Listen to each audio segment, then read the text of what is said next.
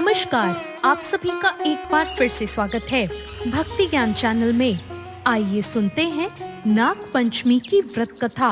नाग पंचमी का त्योहार हमारी परंपरा और संस्कृति से जुड़ा है।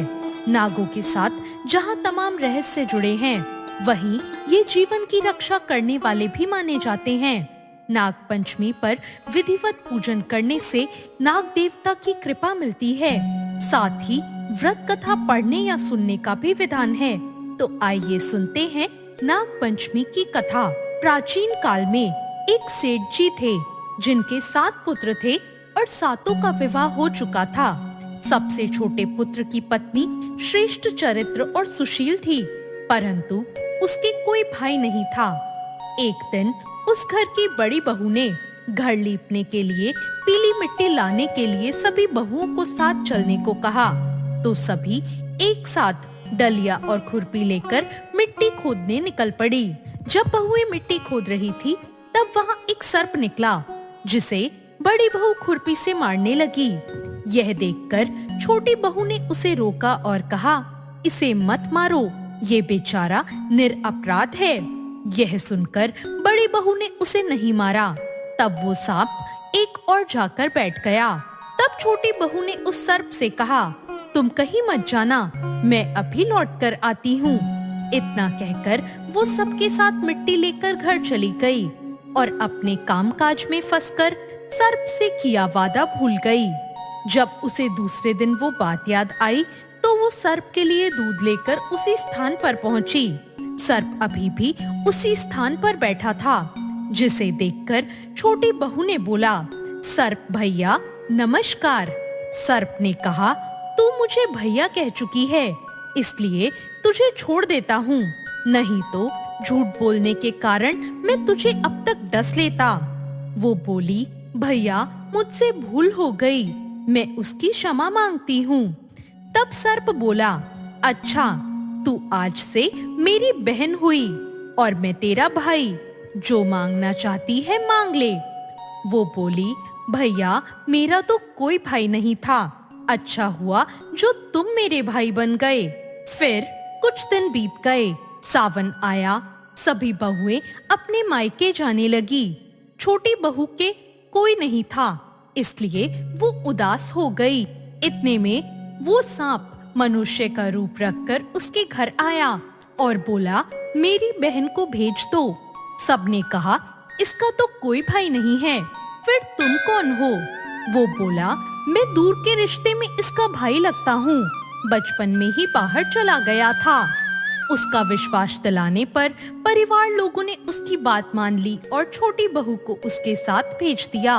उसने रास्ते में छोटी बहू से कहा, मैं वही सर्प हूँ, तेरा भाई, इसलिए तू डरना मत और जहाँ चलने में कठिनाई हो वहाँ मेरी पूंछ पकड़ लेना। छोटी बहू ने वैसा ही किया और इस प्रकार वो उस सांप के घर पहुँच गई। सांप के घर में धन ऐश्वर्य को देखकर वो चकित रह गई और इस तरह वो सांप के घर में रहने लगी। वहाँ सांप के छोटे छोटे बच्चे थे, जो घंटी बजाने पर दूध पीने आ जाते थे।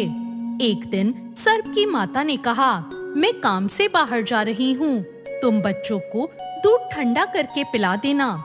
लेकिन उसे इस बात का ध्यान नहीं रहा कि दूध गर्म है और उसे लगा कि दूध ठंडा हो गया।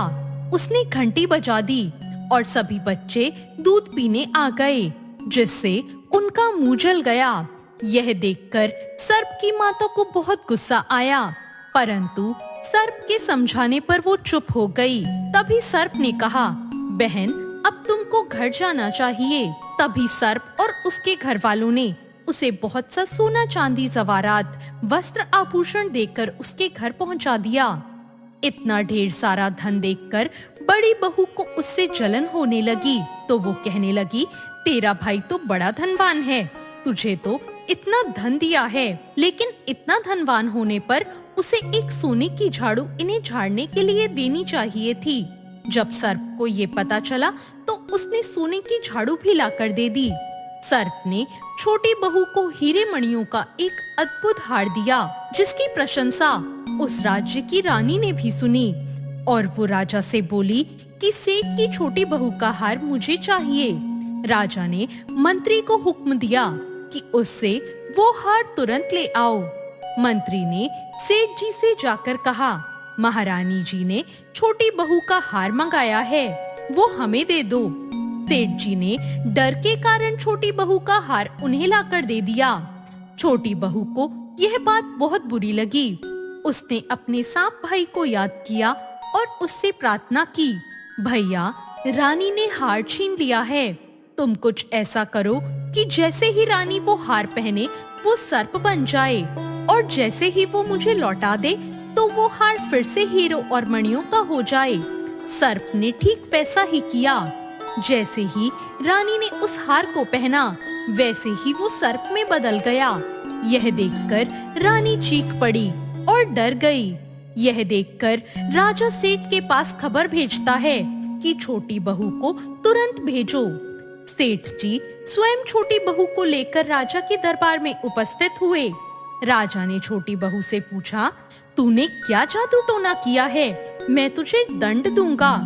छोटी बहू बोली, राजन, क्षमा कीजिए, ये हार ऐसा ही है, मेरे गले में हीरो और मणियों का रहता है, और अगर कोई और इसे पहनता है तो ये सर्प बन जाता है। यह सुनकर राजा ने उस सर्प बने हार को उसको देकर कहा, अभी पहनकर दिखाओ। छोटी बहू ने जैसे ही वो हार पहना वो हार हीरो और मणियों का हो गया। यह देखकर राजा प्रसन्न होकर उसे बहुत सी मुद्राएं देकर पुरस्कार सहित उसे विदा करता है। उसके धन को देखकर बड़ी बहू उससे ईर्ष्या करती है और वो अपने पति को सिखाती है कि पता नहीं छोटी बहू के पास इतना धन कहाँ से आया। यह सुनकर छोटी बहू के पति ने अपनी पत्नी को बुलाया और कहा, ठीक ठीक बता, ये धन कहाँ से आया है। तब वो दुखी होकर फिर से अपने भाई को याद करती है। उस समय सांप प्रकट हो जाता है और कहता है, यदि मेरी धर्म बहन के आचरण पर किसी ने संदेह किया तो मैं उसे खा जाऊंगा। ये सब मैंने ही उसे दिया है। कहते हैं कि उस दिन से नाग पंचमी का त्योहार मनाया जाने लगा और स्त्रियां सांप को भाई मानकर उसकी पूजा करने लगी। तो ये थी नाग पंचमी की कहानी। आपको ये कहानी कैसी लगी कमेंट करके जरूर बताएं। चैनल को सब्सक्राइब करें, वीडियो को लाइक करें। धन्यवाद।